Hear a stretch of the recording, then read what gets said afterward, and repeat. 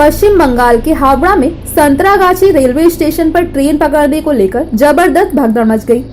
मंगलवार शाम platform number 2 और 3 पर हुई इस भगदड़ की घटना में 2 लोगों की मौत हो गई है, जबकि 14 अन्य लोग घायल बताए जा रहे हैं। मौके पर पहुंचकर पुलिस और रेलवे अधिकारियों की टीम ने घायलों को अस्पताल में भर्ती कराया है।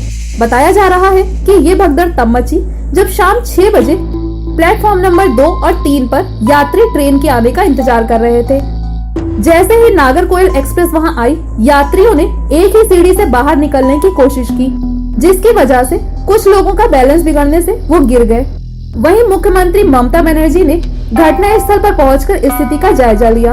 इस बहाने उन्होंने केंद्र सरकार पर भी निशाना साधा। उन्होंने कहा कि वो रेल मंत्री रह चुकी हैं, इसलिए दावे के साथ कह सकती हैं कि मौजूदा सरकार में रेलवे में यात्रियों की सुरक्षा के साथ खिलवाड़ हो रहा है। Report Jyoti Singh, newscheck.com।